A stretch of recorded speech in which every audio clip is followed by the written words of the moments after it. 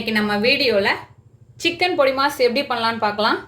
இதை வந்து சிக்கன் கீமான்னு சொல்லலாம். அதுக்காக நான் போன்லெஸ் சிக்கன் 1/4 கிலோ எடுத்திருக்கேன்.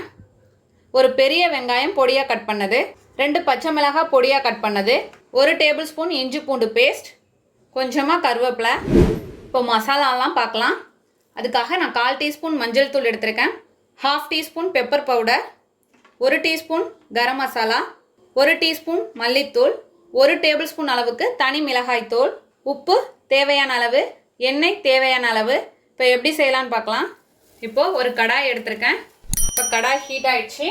இதில் 1 டீஸ்பூன் அளவுக்கு நான் எண்ணெய் சேர்த்துருக்கேன். இப்போ நம்ம சிக்கனை இதில் சேர்த்துடலாம். மீடியம் ஃப்ளேம்லேயே இருக்கட்டும்.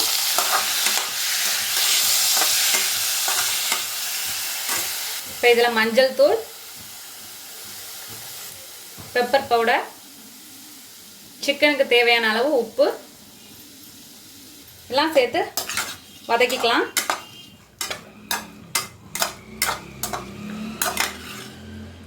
இப்போ சிக்கனில் தண்ணி விடும். தண்ணியெல்லாம் கொஞ்சம் சுண்டிடும். இதிலேயே பாதி அளவு சிக்கன் வெந்துடும். இப்போ 3 நிமிஷம் ஆகிடுச்சு. இப்போ ஸ்டவ்வை ஆஃப் பண்ணிடலாம். இதை ஒரு பிளேட்டில் மாற்றிடலாம். இது ஆறுனதும் தேங்காய் துருவல் பதத்துக்கு அரைச்சி எடுத்துகிட்டு வந்துடலாம். ரொம்ப மைய அரைச்சிடக்கூடாது. இப்போ இது போல் இந்த பதத்துக்கு இருக்கணும். இப்போ இதே கடாய் இருக்கட்டும். இப்போ இந்த கடாயில் ஒரு 3 டேபிள் ஸ்பூன் எண்ணெய் சேர்த்துக்கிறேன். இப்போ எண்ணெய் சூடானதும் வெங்காயம்,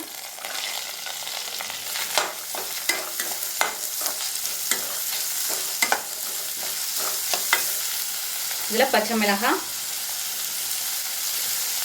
அப்புறம் கருவேப்பிலை,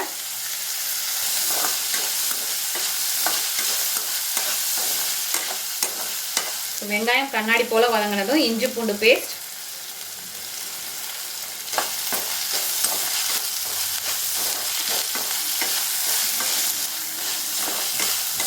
இஞ்சி பூண்டு வாசனை போனதுக்கப்புறம் மசாலாலாம் சேர்த்துடலாம்.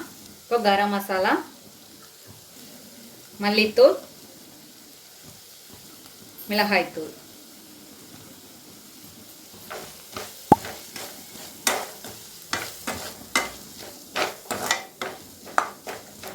மீடியம் ஃப்ளேம்லேயே இருக்கட்டும். இப்போது இந்த ஸ்டேஜில் சிக்கனை சேர்த்துடலாம்.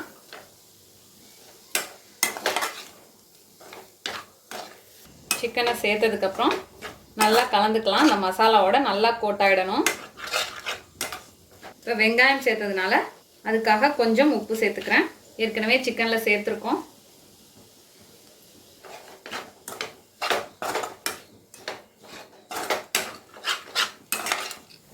இல்லை பொடி மாஸ் வந்து நல்லா பொடுசாக ஆகிற வரைய நல்லா வதக்கிக்கலாம். சிம்லே போட்டுருங்க. இன்னும் ட்ரையாக வறுத்தணும்.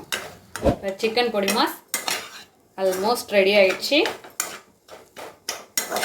கரெக்டான ஸ்டேஜுக்கு வந்துடுச்சு.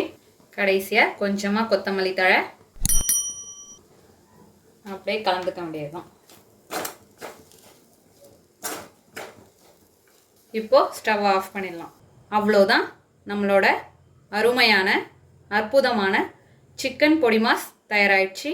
இதே போல் நீங்களும் உங்கள் வீட்டில் செஞ்சு பார்த்துட்டு எப்படி வந்துச்சுன்னு கமெண்ட்டில் சொல்லுங்கள். தேங்க்யூ.